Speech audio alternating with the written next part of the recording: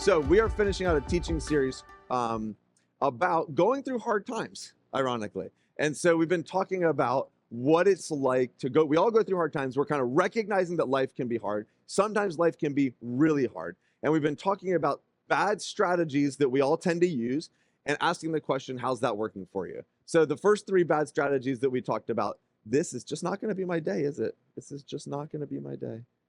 Now the clicker doesn't work, and it's all because we're talking about hard times. All right, go figure that out. Can you click me to the next slide, J9? Thank you. Good, I can do it by memory too. So there's three bad strategies we talked about so far. Just ignore it, right? We talked about that the first week. A lot of times if we have a problem, we think if I ignore it, it'll go away. We talked about just doing it on our own. And so not having anyone help us, not telling anyone. A lot of people do this. They kind of isolate when they go through hard times. Mandy taught last week about how we have an instinct to blame God. And I listened to Mandy's teaching. It was phenomenal as always. And she only made fun of me like once, which is amazing.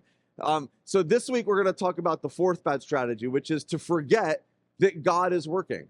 And I don't know if you ever do this, but sometimes our problems can get so big in our life that they block out God. You know, it's like an eclipse, right? You can't see God because your problem is all that you can see. It's all that you can think about. It's all that you're focused on. And I don't want to minimize your problems, my problems. I don't want to say, hey, just get over it. That's not the point. The point is, can we learn to see God even in the midst of the hardest difficulties, even in the midst of the hardest trials? Can we learn to see, to find God? Because God, I'm convinced, is always working. He's always working in our lives. He's always working behind the scenes.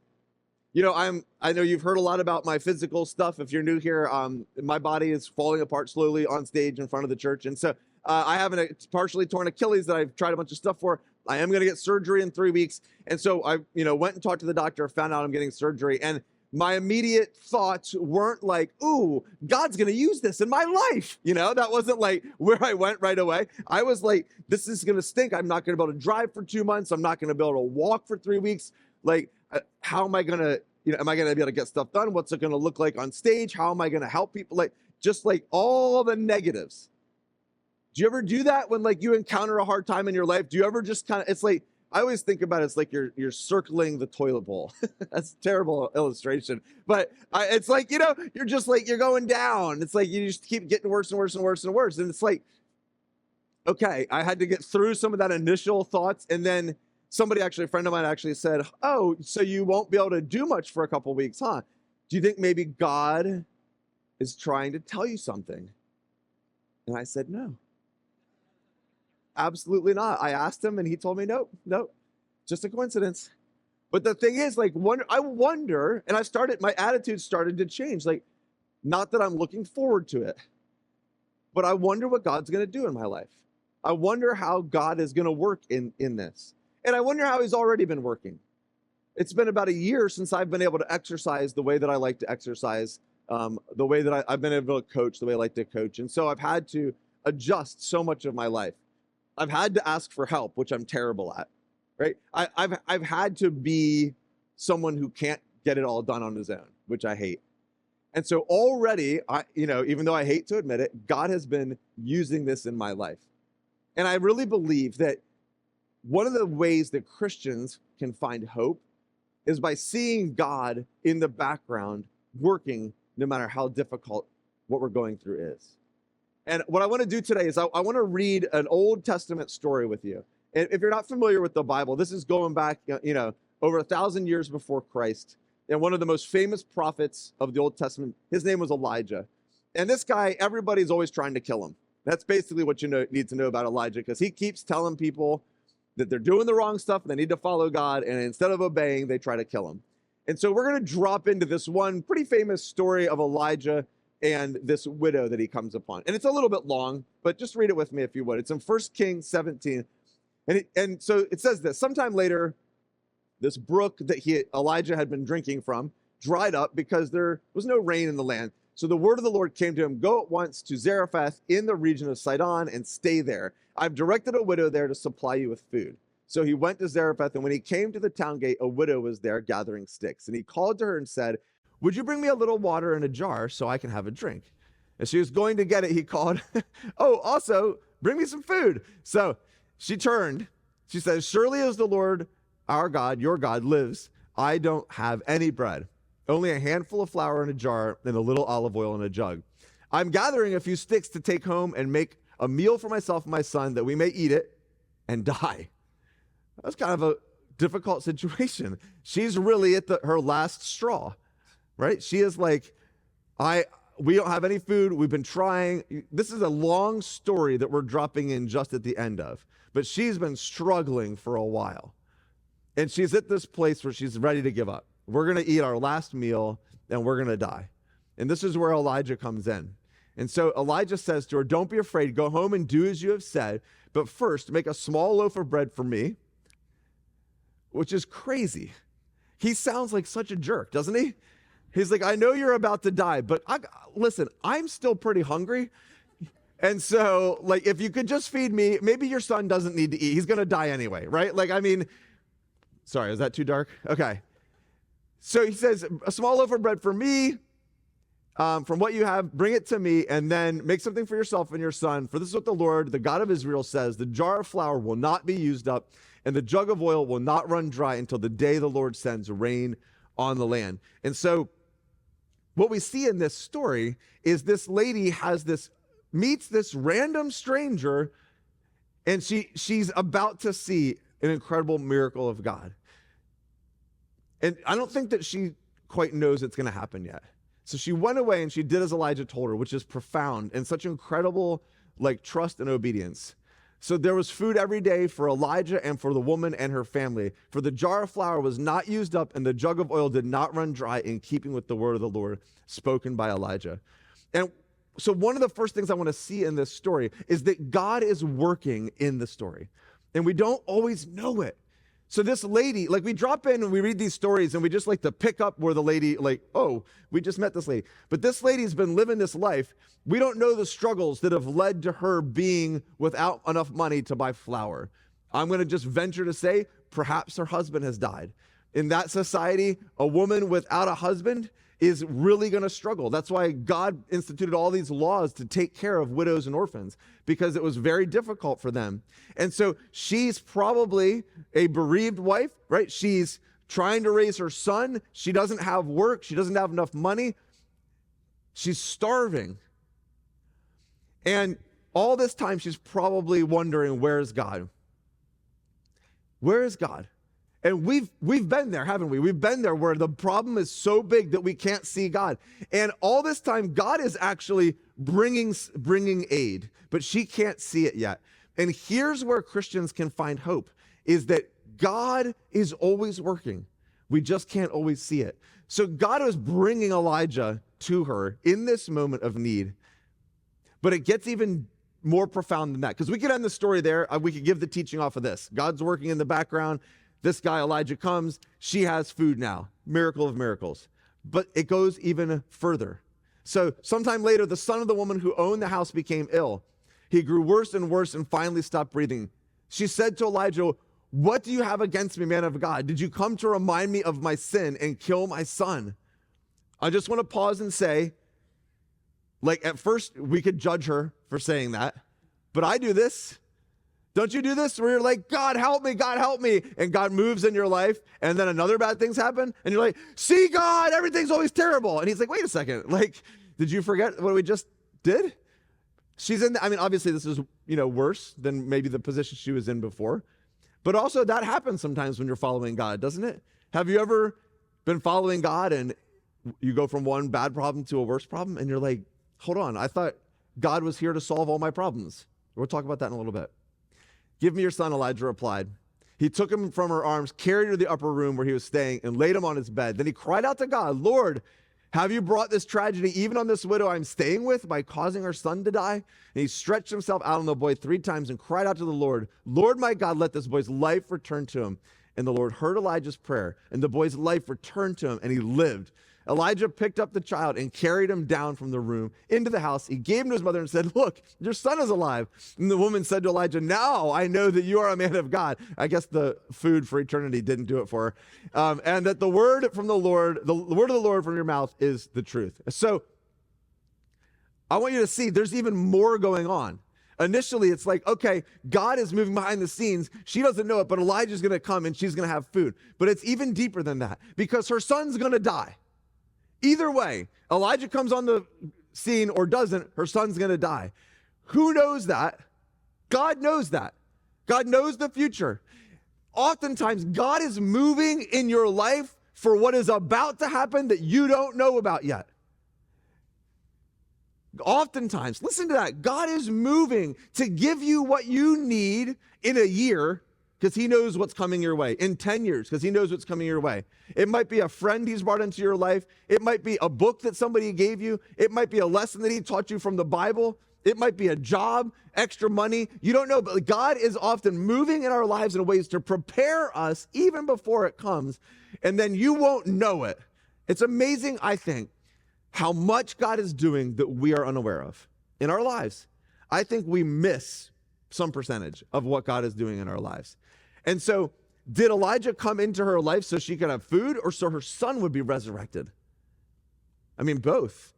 But the deeper need, God was setting this up. And then can we just take one more step? How pivotal is this story in the grand story? What do we see in this? We see incredible foreshadowing of Jesus.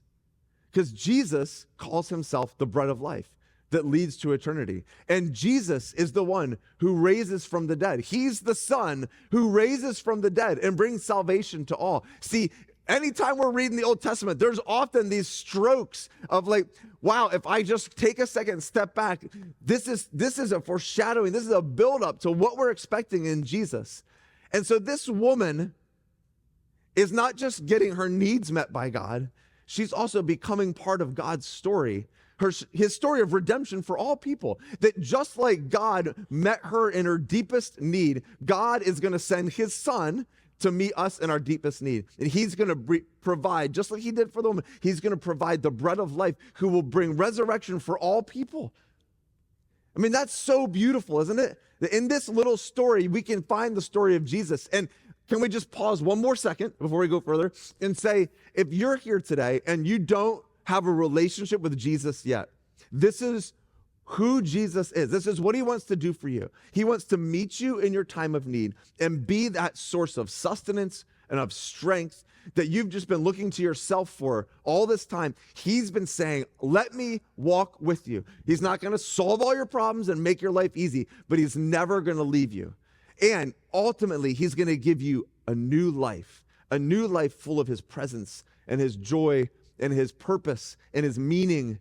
And so if you don't know Jesus, listen, at the end of the service, we're going to have an opportunity for you. We're not going to make you come up here and do anything embarrassing. We're going to have an opportunity for you to commit your life to God, to say, you know what, I want to follow Jesus. I want to go all in and give my life to Jesus. It's not just like say a prayer and boom, magic. It's like, no, I want to take my life and I want to learn from Jesus how to live on this earth. And if that's something that you're looking for, we're going to give you an opportunity to do that today. Okay, so let's bounce off this story. I have 3 quick points that I think we can apply to our lives. Are you with me still? Okay, so raise your hand if you've ever gone through a hard time. Okay. All right, there's a few of you. There's a few of you out there. Should we do raise your hand if you're going through a hard time right now? I'll just raise my hand for all of you. Okay.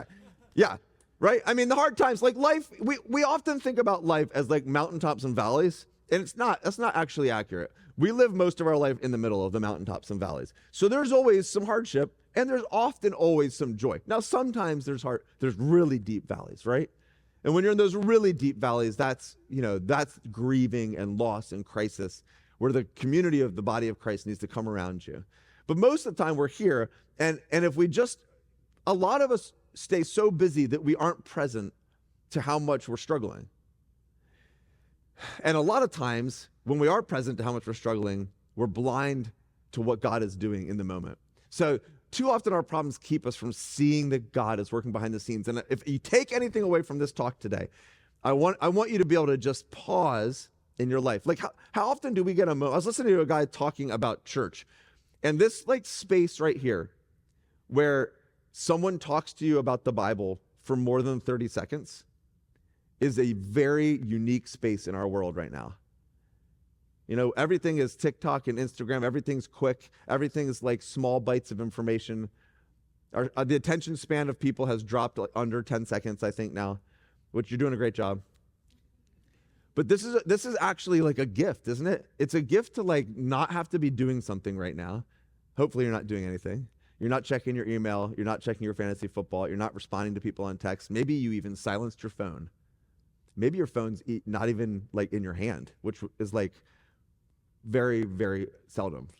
And you're able to be present with the Holy Spirit and the Word of God. Why do we do church, right? We do this because we need this sacred moment. We need this divine connection, and we should be doing this every day on our own. But this is such a special sacred moment where you can connect and you can kind of like, you can be present to yourself.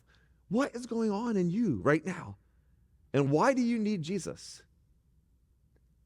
All right, that has nothing to do with my teaching. But okay, so number one, we're going to ask 3 questions when we're going through a hard time. You can write this down and you can apply this to your life. It's super practical. Listen, even if you're not sure if you're a follower of Jesus, I would challenge you to ask these questions, because here's something I know.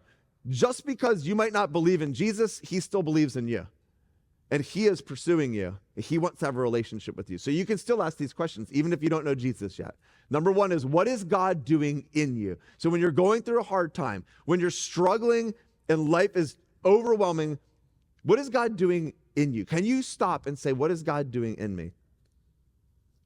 I'm going to give you a few verses from the New Testament. This one is from the book of James, which was written by the brother of Jesus. And he says this, and you've all, if you've been in church for more than 5 minutes, you've heard this one, right? Consider it pure joy, my brothers and sisters, whenever you face trials, hardships, difficulties, temptations of many kinds, because you know that the testing of your faith produces perseverance. And let perseverance continue. Don't get out of it quickly. We could give the whole teaching on this verse. The testing of our faith, right? You don't know if something's strong until you test it. Doesn't that stink? Don't you wish that wasn't true about us? We don't know if our faith is strong until we test it. Just like we don't know if our body's strong until we test it. We don't know if a piece of wood is strong until you put something on it, right? You don't know if you're, and this is how you get stronger. We lift weights, some of us, or run, or, we exercise because we're straining our bodies, not because we hate ourselves, but because we love our body. We want our body to get stronger. We want our body to get healthier. Doesn't God love us enough for our faith to be tested so our faith can be stronger? Here's one of the things we say a lot at City Light. We're hoping to help all of us cultivate a faith that isn't just like get you through the day, right? It isn't just like a moral checklist or whatever. It's a deeper faith that's going to sustain you through life. It's going to be a source of joy and meaning, but also of comfort and strength, that no matter what you come upon, your faith will sustain you. That's the kind of faith we're trying to develop in us. And for that kind of faith to last, we have to be tested. And that perseverance starts to happen. It says, let perseverance finish the work. It's like, staying in the crunch long enough for your stomach to get stronger. Like, finish the work so that you can become mature and complete. I do want that. All of us want that. We all want the end, right? Like, I want my body to look incredible. I just don't love not eating what I want to eat and exercising, right? Like, I like the end of the verse, but I don't like the testing of my faith. Do you? Perseverance. But I'd love to be mature someday. I thought it just came automatically with age, but apparently not. You have to be tested. And so we need to welcome the testing of our faith. Here's a moment where I will be tested. This means I get to grow. Thank you, Jesus. I have a question for you. Is his main purpose to help us avoid pain? Like, is that his job? Oh man, it feels like that's what a lot of people think. I don't think you could find it in the Bible that his main job is to help us, to keep us from pain. And here's the thing, like, Christianity actually gives us the best answers for dealing with pain and suffering. Secularism doesn't have it. Humanism doesn't have it, right? Pain in our culture today that has worked so hard to remove God from everything, secularism, humanism, pain is to be avoided. We want to maximize our lives optimize our lives, get the most out of our lives, have the most pleasure and the most happiness and the most money and the most joy. And we want to, in order to do that, we have to minimize pain and suffering. Pain and suffering doesn't fit into the equation of what our culture is telling us to pursue right now. And so you see that, don't you? Don't you see the effects of that? We don't know what to do with pain and suffering. And what Christianity does that's completely different is it actually embraces a reality that pain and suffering is part of life. And here's how God walks with us through it. See, Jesus is never afraid of pain and suffering. In fact, right? He walked into it willfully. It's such a radical vision. If you ever want to read a good book about this, I would just recommend Tim Keller. That's a heck of a name. Tim Keller. He did a book on pain and suffering, and it is so interesting to read about how Christianity has the answers that the world is longing for. I love it. So, for instance, let's put a few things out there. Like, what if you're waiting for a job to come through and you're really frustrated? You're like, where are you, God? Why won't you answer my prayer? Why haven't you done this? What if we learn the discipline of saying, well, what are you doing in me during this time? Like maybe, right, we've all been there. Maybe God is teaching you patience. Does anybody need to be more patient? Maybe your kids are struggling to fall asleep. Man, it's been a while, but I remember when my kids were little, they were terrible. I don't know why that's a skill that kids have to learn, because it seems pretty easy, right? But one of my kids in particular hated sleeping, and it's terrible. And I, to be honest, hated many of those nights with all of my heart. He's right here. He was just crying and crying and crying. And we tried everything, right? We tried let him cry through the night. We tried not let him cry through the night. We would feed him so much food before he went, right before he went to bed. He's like, doctor's like, maybe he's hungry. So we 16 pancakes shoved down his face, right? We drugged him. I'm not proud of it, but have you been there? We were like, just take some Benadryl for we tried everything. And he would just cry and cry and cry and cry and cry and cry. And I hated it. And so what was God doing in me during that time? One of the things he was doing in me, and this sucks. I'm just going to be honest with you. I'm not allowed to say that word on stage. Mandy told me. I apologize. It slipped out. But sometimes I don't like when God lets me go through hard times for other people, if I'm just being honest. And I know I'm a pastor, so that sounds terrible. But I think one of the reasons, one of the things that God did in me was to give me empathy and sympathy and understanding for people who were going to go through that. A lot of times you can't really understand what someone's going through until you go through it. Another thing that God taught me how to pray and not get what you want for a long time. And I learned to pray and not give up. And in the end, this is what really stinks. What's more important? Me becoming more committed to prayer, or me getting what I want and him going to bed so I can sleep more?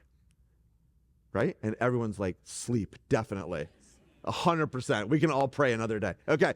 Maybe your kids are getting older, right? Maybe your kids are getting older and they're starting to move out. What is God teaching you there? What is God doing in you? Maybe one of the things he's doing in you is he's teaching you that you aren't in control. Have you ever learned that lesson? As your kids get older, guess what? You can't control them. You kind of could control them when they were younger. And then the control knob gets turned off as they get older. Yeah? And so there's a bit of letting go. Well, maybe you have disappointment in school right now. Maybe you're a teenager and you're disappointed with your performance in school. You don't like your teachers. You're disappointed in what's happening in sports. Maybe God is teaching you, developing in you some grit, some perseverance, some not give upness, right? We need that. You can do hard things, but you don't know that you can do hard things until, guess what? You do hard things. And then you do that hard thing and you're like, I can do hard things. And then guess what? You'll have to do something harder. What if your friends drop you? What is God doing in you? Maybe he's teaching you what it's like to be hurt by friends so you become a better friend. There's always something that God's doing in us, right? Can we learn to look for God in the midst of the struggle? Number 2, what is God doing through you? So this girl, this woman, not only did God teach her dependence on God, he also used her, didn't he? He used her, even in her moment of weakness, God used her to feed Elijah. She got to be part of that story. She was generous in her brokenness. And can I just tell you that God, if you are willing to say, God, use me, even in the hardest of times, God will use you. This is another verse from a different author. This is from Paul, also in the New Testament. He says, he's in jail writing this letter to the church in Philippi. He said, I want you to know, brothers and sisters, that what has happened to me has actually served to advance the gospel. So Paul's in prison, unable to preach. His whole purpose for being on earth is to preach the gospel, and he can't do it. And he sits there and he says, as a result, it has become clear throughout the whole palace guard and to everyone else that I am in chains for Christ. He sees this as God working through him. He's in jail for Jesus. And because of my chains, most of the brothers and sisters have become more confident in the Lord. That's incredible. I wonder if we could say, like, I am in disappointment for Christ. I am in deep frustration for Christ. I am in a long, long season of waiting for Christ. I mean, he could say, I'm in chains for Christ. Like, I am, and those prisons weren't, like, nice. I mean, he's not in a good situation. And yet, he sees God working through him. He's like, listen, this is worth it because the ultimate good is happening. The palace guard is getting saved. The gospel is getting preached more because him being in prison had motivated people to preach more. It reminds me of something Jesus said. Sometimes the seed has to go into the ground and die before, like maybe Paul had to get out of the game for a little bit so that more people could get into the game. And so Paul's like, okay, like, are we willing to pray, God, I give you permission to use every part of my life? Because, yeah, you're going to go through some hard times and you'll learn some lessons and you can use those lessons later in life. That's one way God can work through you. But can I also just say that while you're going through hard times, God can use you then, right then. God can use you as a testimony. How is God using you as you go through your hardship in the lives of your children who are watching you go through that hardship? How is he using you in the lives of your coworkers, in the lives of your friends, that they can see what it looks like for a follower of Jesus to go through a hard time? And the last one is this: what is God doing for you? So God is doing stuff in you. He's going to be doing stuff through you. And all the while, I just believe this with all my heart. And I want to tell you, it's really hard for me, and I know it's hard for us, to remind ourselves of this truth, that God is actually doing work. The Bible tells us that God says, my thoughts are not your thoughts, and my ways are not your ways. As the heavens are higher than the earth, so my ways are higher than your ways, and my thoughts are higher than your thoughts. Do you believe that? I mean, we should, right? That seems like a pretty easy one. God's smarter than you. Okay. God, and listen, I don't personally, I'm not convicted that God does bad things to us, right? And I think that there's arguments, we could discuss that theologically, but for me, that's where I am right now. But I do think God uses everything for our good. And I think that God is working. Like, I just think he's working. Just like he was bringing Elijah because he knew her son was going to die. So he's brought Elijah, who knows how many months or years beforehand. And also because he wanted to set up this picture for the future 1,000 years later. Like, God is, if you read the Old Testament, it's amazing the foresight of God. He's setting stuff up that's going to be fulfilled thousands of years later. It's amazing. Did God get lazy when you were born? Like, he's still working. So what if we just had a little bit more faith, a little bit more trust, a little bit more hope? Like, this is really hard, right? Like, what did we say at the beginning? The problems become so big that we can't see God working. What if we just started? This is where I think hope comes, being a Christian, is I know God is working. I don't know what he's doing, but I know he's working. It's like, have you ever been to a big event? I'm on the conference team for Vineyard, and we put on a national conference every year. And we work for 10 months to prepare this conference. And then people show up for 4 days. And I know, because I've been on the other side of it, they have no idea what's gone into us making this work. They have no idea that just walking up to the desk and checking in was hours and hours of discussions and planning and money. And they're just like, my name, check it. Oh, here's a little bag. Thanks, bye. And they're out, 30 seconds. That was 20 hours of work at least, probably more, way more. What if God's like that? What if God is just preparing? He's working behind the scenes, doing stuff for you that you can't even see yet. What if we started to say, God, would you show me what you've been doing during this hard time? I want to tell you one story to close. Worship team, you guys can come up. So I have a lot of stories that I could tell about this in my life, but the most poignant one is, and you've heard me talk about this before, I'm sure, is when we decided to plant this church. And so I had worked at this other church for 20 years, and I had always assumed that I would be the next pastor of that church.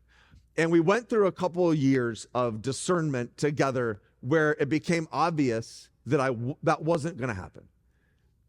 And so that was step one for me, was that this is not what you're going to do. In fact, they don't want you to do it. And so there was a grieving process for me where I was like, this is what I thought the plan, this is what I've always thought the plan was. Like I have never had another thought. I've never thought like, oh, maybe I'll plant a church, or maybe, this was what was going to happen. And then like, it was just off the table. And then we planted the church, and about a year and a half after we planted the church, my brother-in-law, who planted the church with us, he and his family decided to move to California, which most of you know that story. And so within 2 years, everything that I had known about having a team around me for ministry was stripped away from me. And I was left pastoring this church, I'm going to say by myself, with respect to all the people who are here who have helped make it happen. But like as the pastor, right? We obviously have a team of people, and it's not all about me. And if you've been coming here for a little bit, you know that I truly believe that. It's not about me. But I am like the pastor, and this is my job. So anyway, I'm like Mandy right now, like caveat after caveat. You know what I mean? You got it? Okay. So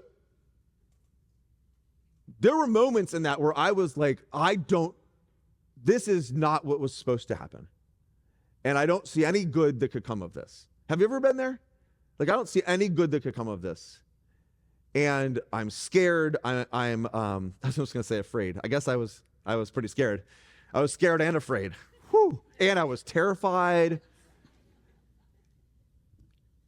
And I was worried about finances, and I was worried about whether I'd be a failure, and I was worried whether anybody would come, and if the church failed, I don't have a job to go back to, so then what am I going to do? And I've never done anything else with my life.